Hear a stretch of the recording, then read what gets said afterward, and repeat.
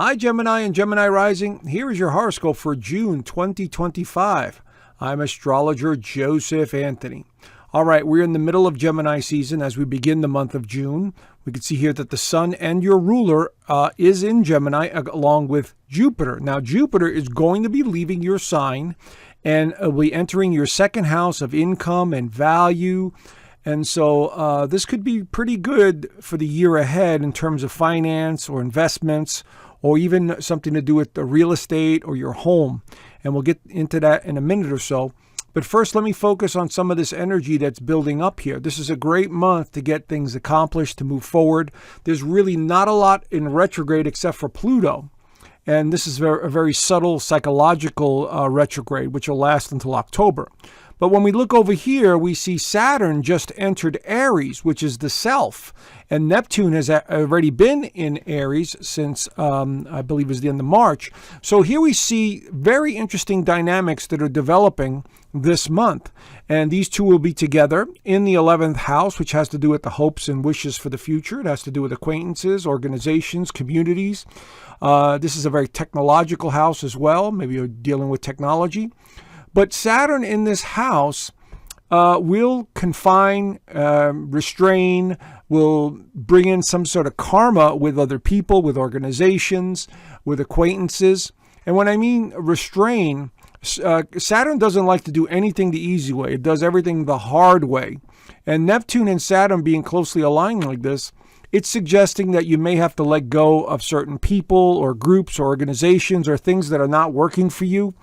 And Saturn is going to make you work a little harder to have new goals, to have new challenges, to go in a new direction. That's what it's suggesting here. Okay, so think of it as Saturn is the planet that forces us to put effort into things, while Neptune is kind of like dreamy, fantasy, illusion, very creative, mystical, and spiritual, but yet it doesn't have its feet on the ground. So this is the kind of energy that is building up in this house, and it's favorable for a Gemini because Aries and Gemini do get along very well astrologically.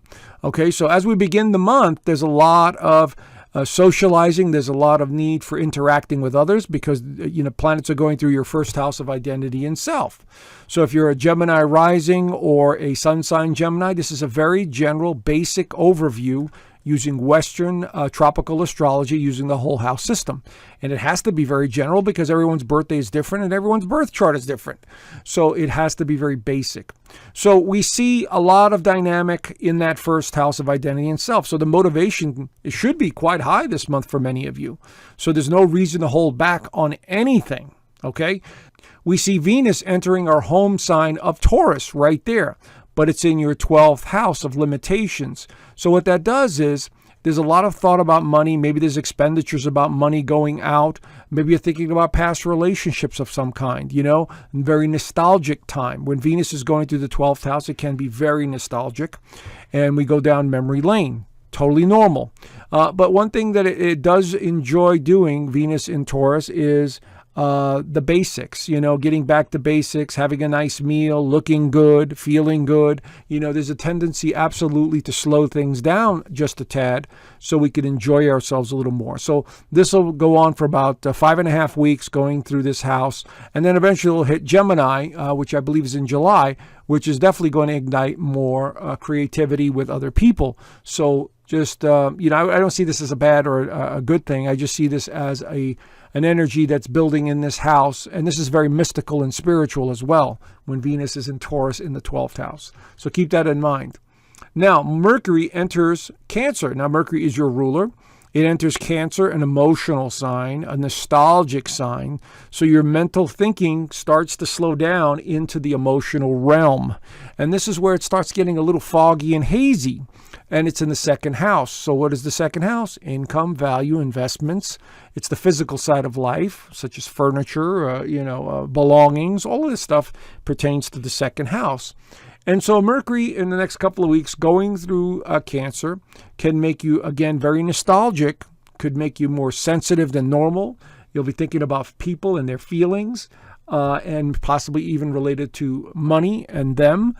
Family dynamics also can be in the mix with this alignment. There'll be a lot of Cancer energy in the second house this month. So not only is Mercury there, but we also have right around the same time, Jupiter enters Cancer.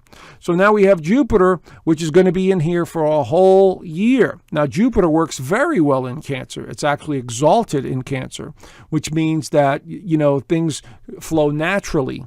And so here we see, the second house has to do with values, but it also has to do with the physical side of life. So this is where I said earlier about real estate matters or beginning the year, thinking about remodeling, moving, land, your home, your family, because Cancer rules all of that. And so Jupiter is going to come through here and amplify all of that. So you might feel really lucky or, feel like you could win money somewhere, or sometimes money just comes to you. It's a very fortunate alignment when we have Jupiter in the second house, okay? So the downside to Jupiter in the second house is overindulgence. We might find ourselves overeating sweets or overeating food or drinking or whatever it is that you're indulgent about. And so we have to keep an eye on that Jupiter for a whole year as it makes its way through your second house. But overall, it's a very beneficial alignment. So take advantage of it. Now, the full moon this month is going to be in your opposite sign of Gemini. And this is on the 11th right here, and it's actually going to be at 24 degrees of Sagittarius. So wherever that is in your actual birth chart, that's the area you want to look at. But, it's 20 degrees. I'm sorry. It's 20 degrees of Sagittarius. I thought it was 24. But anyway, it's going to be opposing the sun. And this house has to do with other people, all kinds of other people, relationships, enemies, friends. And so this is a realization. This is something coming to light about a relationship that's ending or completion or has run its course. And that's what it signifies. So maybe there's a financial matter. Maybe you're in a legal issue. Maybe you're in a relationship that's not going anywhere. And, you're coming to realize, as the days go by, you're coming to the realization that this relationship is not going anywhere. I don't know what to do with it, and you're coming to terms with that relationship. Okay, whatever that means to you or how it's affecting you in some way. Again, very general, depending on where this is in your actual birth chart. But that's what it generally means when there's a full moon in Sagittarius. Now, there's a couple of tricky alignments this month. Nothing to be overly concerned about, but when we have the two largest planets, Jupiter and Saturn, squaring off each other, in astrology, that's a big deal. So here's Jupiter in 1 degree of Cancer, squaring Saturn at 1 degree of Aries. Now, this has happened before, and now they're in different signs. One's in Cancer, one's in Aries. One represents the self, the other one represents the foundation and stability. And so now we're seeing a little bit of a battle going on here. Should I move? Should I go in a new direction? And it really depends on what happened on that full moon for many of you. And so there may be questions here about direction, home life, community, family, business, whatever it is. There's a little bit of friction here. Like you're not sure which way to go, but it's time for change. Okay, that's the kind of energy I'm seeing here. And Jupiter wants you to experience something new, while Saturn is making things a little bit difficult on this end. You see how it works?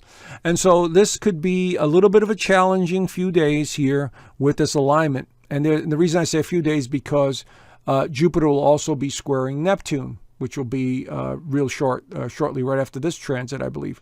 So Mars finally enters Virgo after like 6 months of it being in Cancer, then retrograding, in Leo and going back. And so now it's finally entered Virgo and your 4th house of home, feeling, and foundation. Now, Mars in Virgo is very fidgety. Mars in Virgo is very nervous Nelly.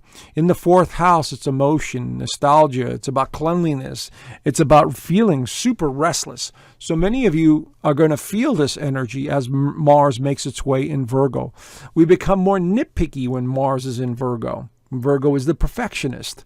And so we might analyze, we might overthink, we might overfeel, we might feel restless, we may go back and forth with uncertainty and confusion or irritability.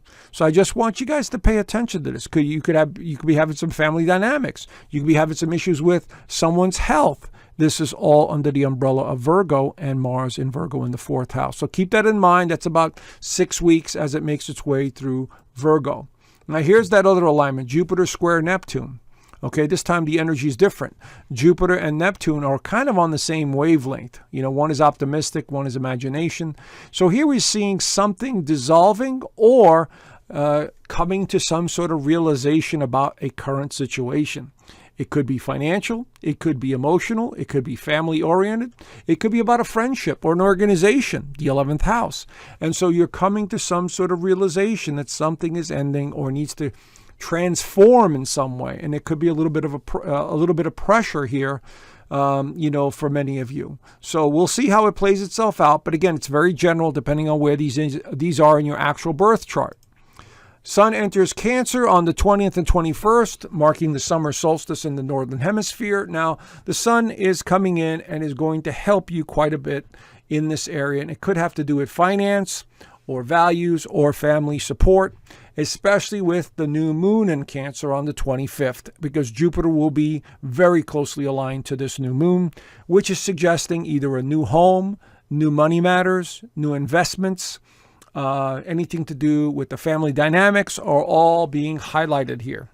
And so it looks much better at this point with the astrology because of Jupiter in the mix. And so we'll have to see how it plays itself out.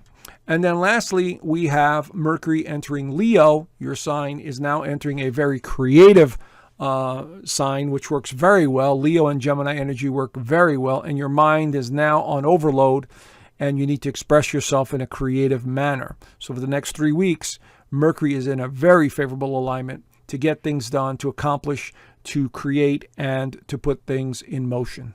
Okay? So anyway, there is the basic overview. If you want to know more, please consider joining my Inner Circle community. As you can see here, I basically do an extended horoscope there. I do the weekly astrology overview for the members. They really enjoy that. And we do Zoom calls every Sunday. If you have a chart you want me to take a look at, or if you have, we interact. All the members that want to be on the chat are on the chat. And I also teach astrology in the community. So there's a 6-module course in there. So if you want to learn astrology, you can. So there's a 7-day free trial, so there's no obligation. Check out the link below, and I hope to see you in the community. All right, so have a great month, and I look forward to talking to you soon. Bye for now.